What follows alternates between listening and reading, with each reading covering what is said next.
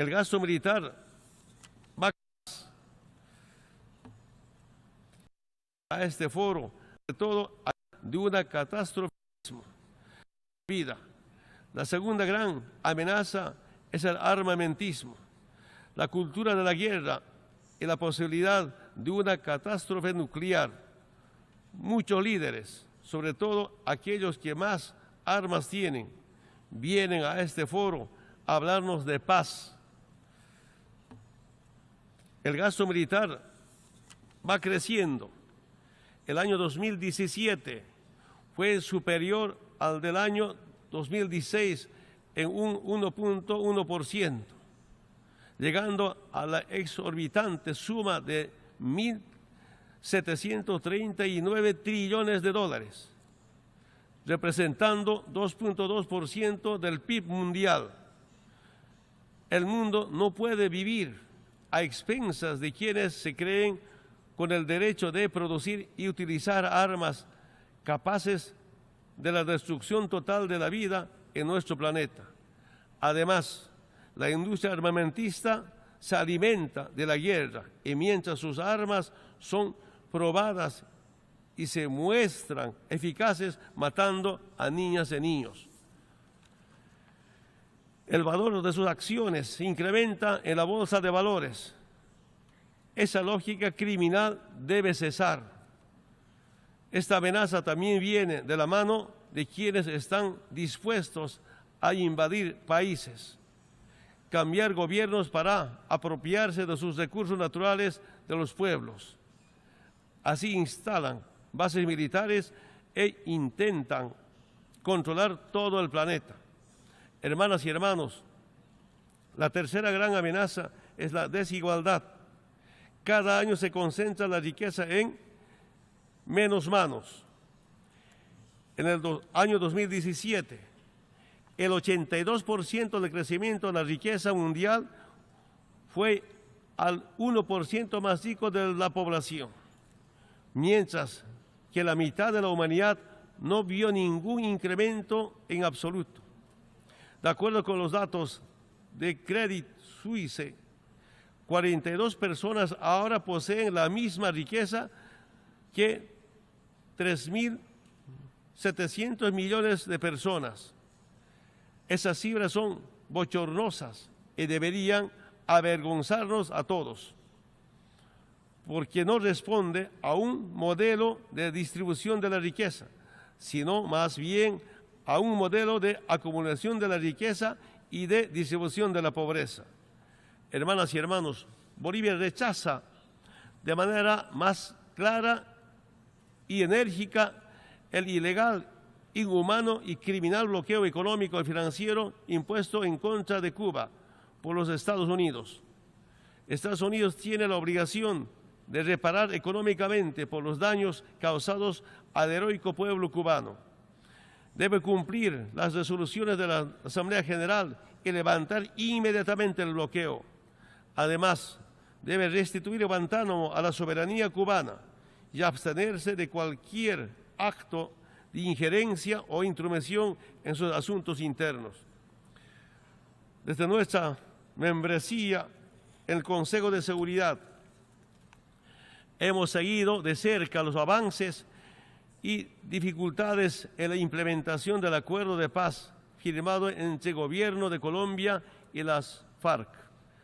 Estamos esperanzados en que el nuevo gobierno de Colombia impulsará los procesos de reintegración social y económica de los excombatientes y protegerá la vida de los defensores de los derechos humanos y líderes comunales. Estos esfuerzos ratificarán una vez más que América Latina y el Caribe es una zona de paz. Hermanas y hermanos, la hermana República Bolivariana de Venezuela está sufriendo una agresión descarada de parte de Estados Unidos y sus aliados. Latinoamérica rechaza de manera clara los intentos de intervenir militarmente en Venezuela. Los problemas venezolanos deben ser resueltos por los venezolanos. Estados Unidos debe retirar las medidas ilegales y unilaterales que representan una de las causas de la situación económica de ese país. También aprovechamos esta oportunidad para manifestar nuestra condena a la criminal ocupación israelí sobre territorios palestinos. Condenamos también la decisión unilateral e ilegal del gobierno de los Estados Unidos de declarar a Jerusalén como capital de Israel. Esa decisión pone en peligro cualquier posibilidad de alcanzar una paz justa y duradera. Asimismo, reiteramos nuestro apoyo a la solución de los dos estados, un Estado palestino libre, independiente y soberano, con las fronteras previas a 1967 y con Jerusalén Oriental como su capital.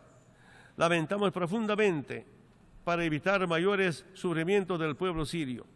Hermanas y hermanos, para concluir, es mi deber informar cómo está Bolivia.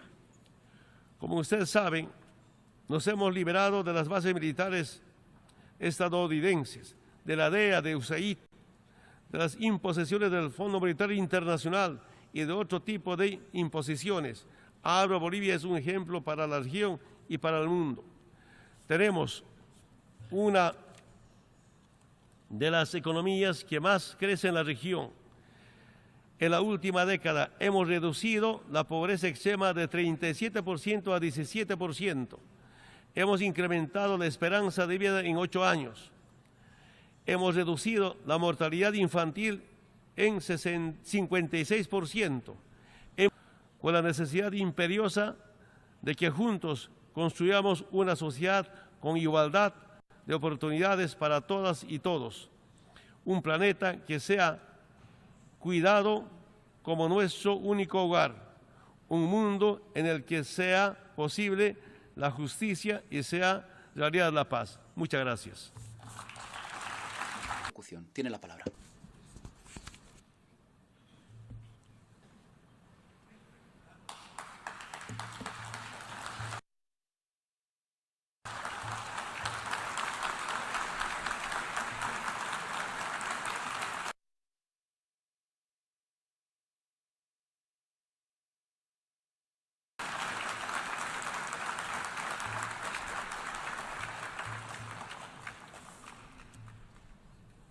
Señores embajadores, embajadoras, jefes de delegación, señora presidenta de la Asamblea General, María Fernanda Espinosa, de la delegación de la República Bolivariana de Venezuela, nuestro gobierno, por asumir la presidencia de este periodo 73 de la Asamblea General, primera mujer latinoamericana que asume la presidencia de un periodo de sesiones. 73 periodos de sesiones. Hemos sido convocados en esta oportunidad para trabajar y tratar en este periodo de sesiones un tema importante, vital, que ha sido titulado de la siguiente manera: conseguir que las Naciones Unidas sean pertinentes para todos, liderazgo mundial y responsabilidades compartidas para lograr sociedades pacíficas, equitativas y sostenibles. Conseguir que las Naciones Unidas sean pertinentes para todos. Precisamente un objetivo noble, elevado, de lo que el sistema de Naciones Unidas debe ir construyendo a la luz de este siglo XXI. Un siglo XXI de grandes oportunidades, y estamos seguros, un siglo XXI que marcará la pauta de procesos de liberación humana, de liberación política, de liberación de los pueblos, que tendrán más temprano que tarde importantes impactos. Esta Organización de Naciones Unidas nació al calor del final de la llamada Segunda Guerra Mundial, 1945. Y su configuración en el resto del siglo XX expresó los conflictos y las formas de acción posguerra de esos años del mundo bipolar y luego de la caída de la Unión Soviética, los años 90, de un mundo unipolar. Siempre la correlación de fuerzas y el funcionamiento del mundo ha influido directamente sobre la Organización de Naciones Unidas. Y para que la Organización de Naciones Unidas sea pertinente, como es el objetivo de esta 73 Asamblea General, tiene que expresar los anhelos, la pujanza y las esperanzas de las mayorías en el mundo. Es por eso que Venezuela hoy viene a decir su verdad. Traigo la verdad de un pueblo luchador, heroico, revolucionario. Traigo la voz de una patria que se ha negado a rendirse a lo largo de la historia. Se ha negado a rendirse a la injusticia, a los imperios, ayer esclavistas y coloniales, hoy igualmente esclavistas neocoloniales. Traigo la voz de un pueblo histórico, aborígenes, de los pueblos originarios que durante siglos se resistieron a la dominación de los imperios coloniales de los siglos pasados. Traigo la voz del pueblo que tiene el honor, el más destacado líder de la generación de los libertadores de la América, que hace 200 años cumplieron la proeza heroica de fundar un continente, de fundar una región, de fundar un sueño, las repúblicas independientes de esta región del mundo. Un pueblo histórico, Venezuela, que es cuna y a la vez escuela de valores republicanos, que es cuna y escuela de rebeldía, que es cuna y escuela de dignidad, de valores como la igualdad, que es obstinada nuestra patria en la búsqueda de su independencia y de su soberanía a lo largo de los siglos. Esa es la voz que traigo, una de las arremetidas más infames y bochornosas que se conozca en los últimos años. Nuestro país es un país acosado, agredido. Ayer, en este mismo lugar, el presidente de los Estados Unidos de Norteamérica arremetió una vez más contra el noble pueblo de Venezuela, enarbolando, como así lo dijo, la doctrina que hace 200 años fundó el imperio de los Estados Unidos y determinó desde entonces lo que iba a constituir luego su papel intervencionista, su pretendido papel de juez, parte y policía del mundo. La doctrina Monroe, sí, aquí en este mismo lugar estuvo el presidente de la nación imperial más poderosa del mundo, los Estados Unidos de Norteamérica, enarbolando la doctrina de James Monroe, quien dijo en su tiempo, América para los americanos, diciendo que el resto de la América tenía que pertenecerle como patio trasero a los intereses ya de élites que dominaban desde Washington la configuración de esta nación, antigua colonia del Imperio Británico. Él enarboló ayer esa doctrina, la doctrina Monroe. Dirían ustedes, ¿por qué la arremetida tan feroz del poder estadounidense a todo nivel, expresado en el discurso del presidente Donald Trump el día de ayer? Es un conflicto histórico. Bastante lo hemos dicho en el mundo, bastante lo conoce nuestro pueblo. Es el conflicto entre la doctrina imperial, intervencionista, neocolonialista de Monroe versus la doctrina histórica independentista de rebeldía, de dignidad de nuestro libertador Simón Bolívar. Es un viejo conflicto, es una vieja contradicción entre una doctrina imperial que pretende dominar nuestra región. En el siglo XIX se planteaban dominar solo nuestra región.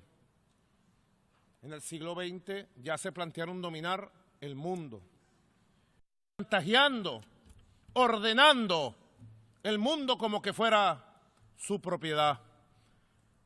En nuestra región ese conflicto, esa contradicción tiene 200 años, entre las banderas republicanas, libertarias, que propugnaban un mundo de equilibrio, de respeto, para entonces, en el siglo XIX, de Simón Bolívar y los libertadores, y las banderas proimperialistas, intervencionistas, que propiciaban el dominio de toda una región por una élite que ya tomaba el control del poder en Washington.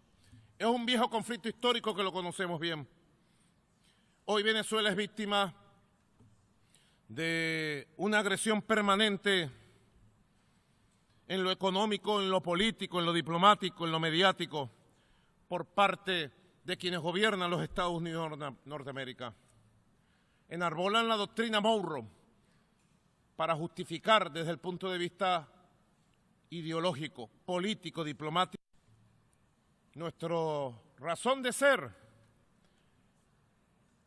¿Por qué la agresión política, económica, diplomática contra Venezuela? En primer lugar, porque Venezuela ha levantado un proyecto autónomo de revolución democrática, de reivindicación social, de construcción de un propio y nuevo modelo de sociedad basada en las raíces históricas de nuestra nación, basada en la identidad de nuestro país, basada en la cultura propia de nuestra región latinoamericana.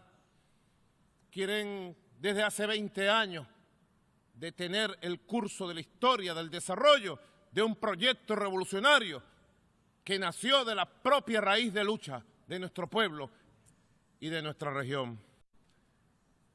Para las razones geopolíticas mundiales, Venezuela es la nación del mundo que posee la reserva de petróleo más grande certificada a nivel internacional. Venezuela, fundadora de la OPEP, Venezuela, país con 100 años de producción petrolera, descubrió y certificó internacionalmente la riqueza petrolera más grande del mundo. Y Venezuela además posee importantes riquezas naturales y mineras. Hoy nuestro país está certificando lo que pudiera ser, con estándares internacionales, la primera reserva de oro del mundo. Debe saber el mundo que además de la más grande reserva internacional de petróleo, Venezuela hoy certifica, bajo estándares internacionales, la más grande reserva de oro del mundo. Y además Venezuela hoy también certifica lo que va a ser la cuarta reserva de gas del mundo. Importantes riquezas naturales importante ubicación geopolítica, geoeconómica, geoestratégica, que ha llevado a las oligarquías del continente y a quienes dominan desde Washington a plantearse la dominación y el control del poder político en Venezuela. Venezuela hoy es víctima de una agresión permanente. En lo económico, Venezuela ha sido sometida en los 2 últimos años a una serie de medidas unilaterales, ilegales, de persecución económica, de bloqueo económico. Se nos ha impedido la utilización de la moneda internacional, el dólar,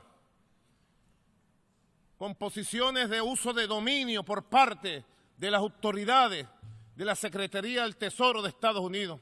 Hoy por hoy Venezuela no puede negociar ninguna transacción internacional a través del dólar. Sabía el mundo que Venezuela es perseguida desde el punto de vista económico, comercial, monetario.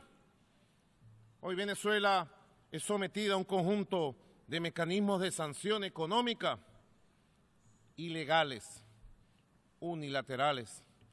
Ayer el presidente de los Estados Unidos, precisamente, desde esta misma tribuna, anunciaba nuevas sanciones, pretendidas sanciones económicas y financieras contra nuestro país, precisamente en el santuario de la ley, en el santuario de la legalidad internacional. ¿Sabe el sistema de Naciones Unidas que las sanciones unilaterales, utilizando el dominio, el favor de la moneda y la persecución financiera, se consideran ilegales desde el punto de vista del derecho internacional? Venezuela también es sometida a una agresión permanente en lo mediático. Se ha tratado de construir un expediente para justificar una intervención internacional. Hoy sabemos que es una intervención internacional que se ha pretendido, una intervención militar de control de nuestro país. Se ha construido a nivel mediático mundial un expediente contra nuestro país para pretender una crisis humanitaria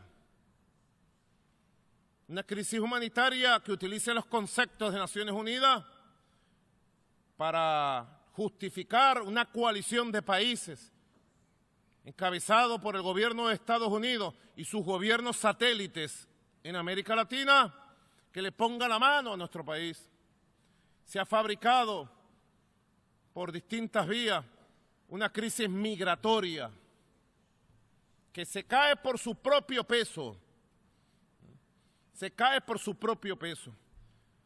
que pretende desviar las verdaderas crisis migratorias que hay en el mundo, que demuestran lo desfavorecidos que somos los países del sur. La crisis migratoria que hay en América Central, en México, en América Latina, que ha hecho el anuncio de un muro de contención contra nuestros pueblos, un muro de divisiones entre nuestros pueblos. No se quiere hablar y se pretende dar un trato de doble rasero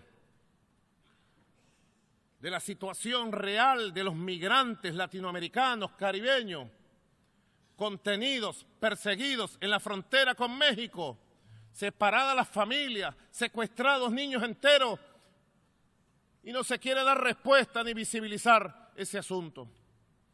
No se quiere visibilizar la gravedad de la crisis migratoria provocada por la destrucción de Libia por parte de la OTAN, que generó la migración de miles de hermanos africanos, de millones de hermanos africanos y del Medio Oriente, producto de la guerra contra Siria.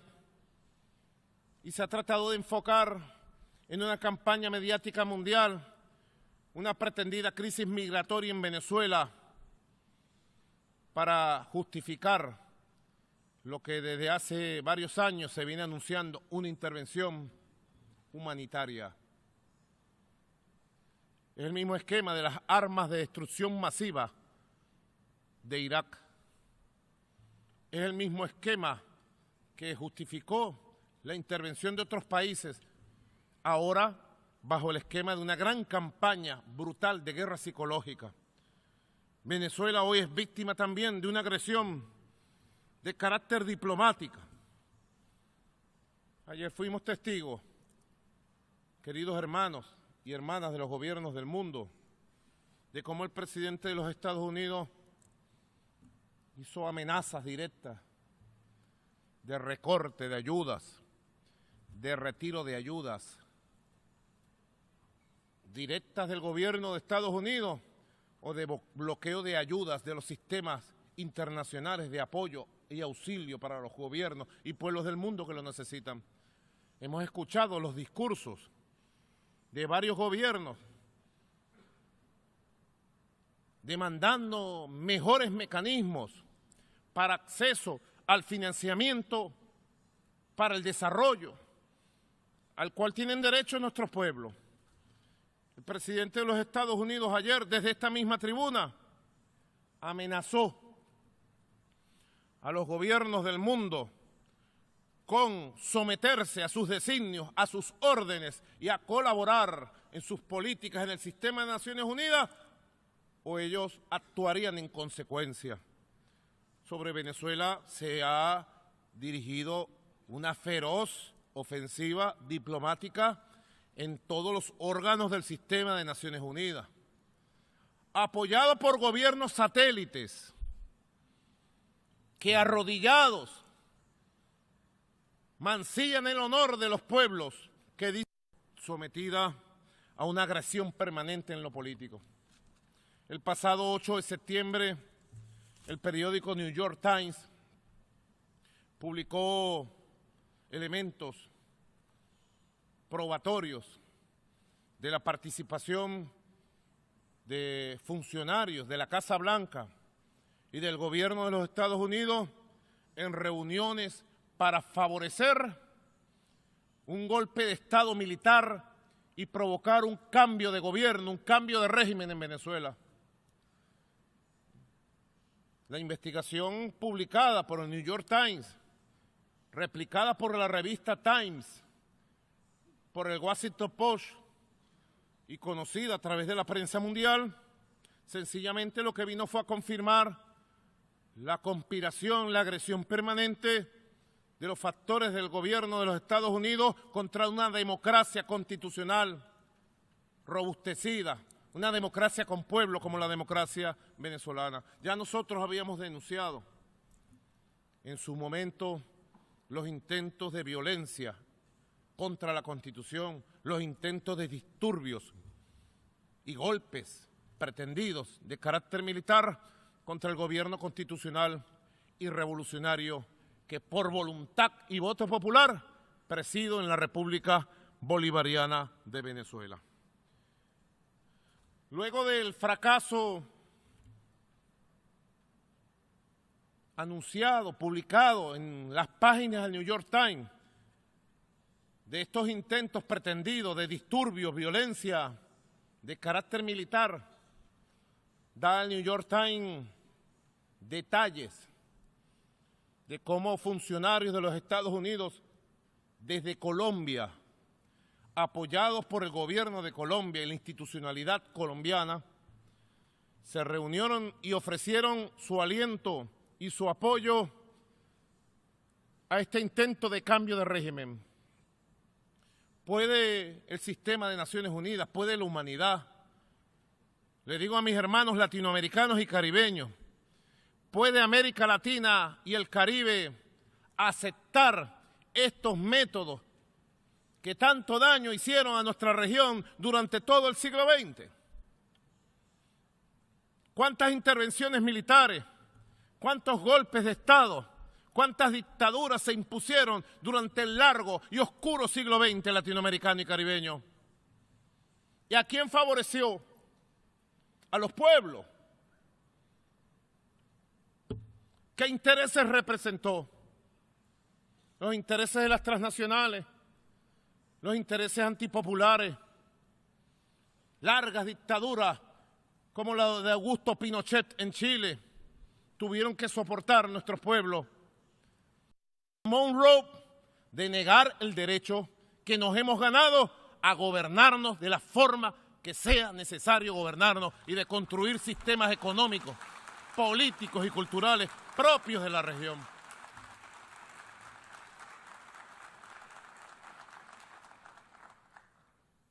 Por eso dije que he venido a traer la verdad de un pueblo que lucha. Venezuela está en el ojo de la mira de una campaña política y mediática que parece no tener fin.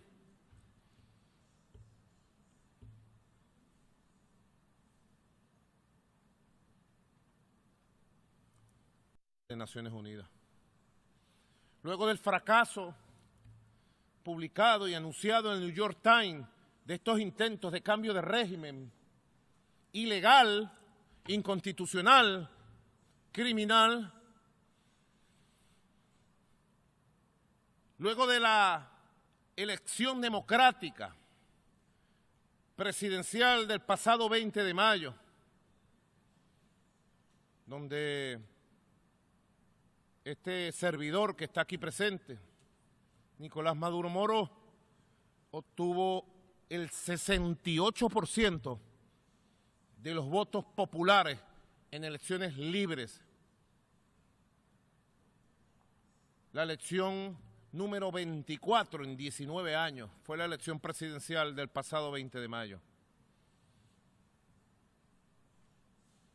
Elección número 24, donde las fuerzas revolucionarias bolivarianas, con distintos niveles de aprobación, hemos ganado 22 elecciones frente a las fuerzas opositoras en nuestro país.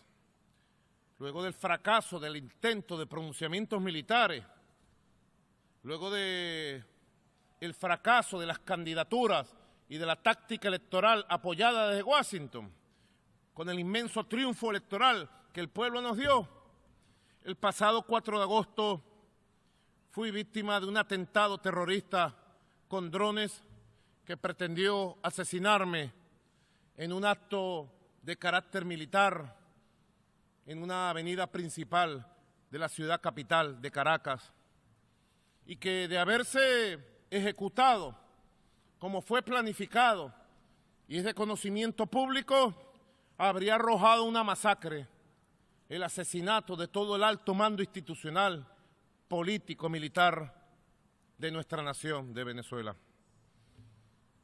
Ese mismo 4 de agosto, los autores materiales, los terroristas que llevaron a cabo el ataque con drones, primer ataque con drones que se conozca en la historia de la violencia terrorista a nivel mundial, ese mismo 4 de agosto fueron capturados por los órganos de seguridad, por los órganos policiales del Estado.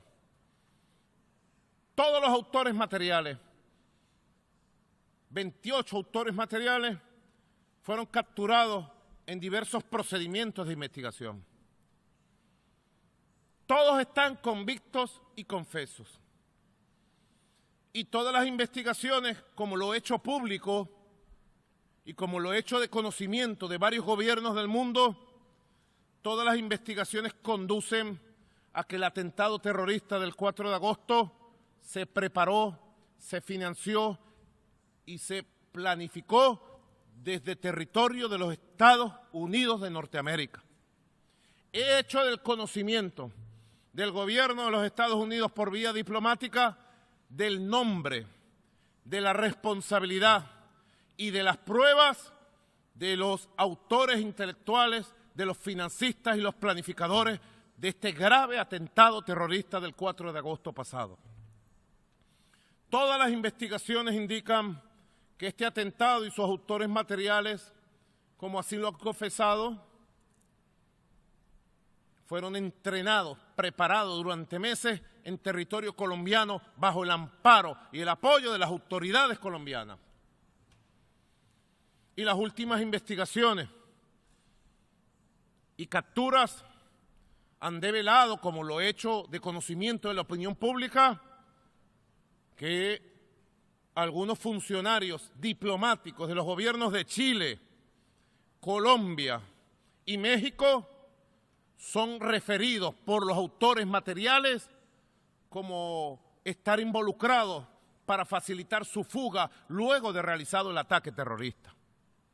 Yo quiero pedir al sistema de Naciones Unidas que se nombre un delegado especial de la Secretaría General de Naciones Unidas que conduzca una investigación independiente de carácter internacional sobre las implicaciones y los responsables del atentado terrorista que fue víctima de nuestro país el pasado 4 de agosto. Venezuela está abierta, están abiertas las puertas de nuestro país, de nuestro sistema de justicia, para establecer las responsabilidades directas de esta agresión que es la más grave que se haya producido en la historia política de nuestro país, por las implicaciones que tenían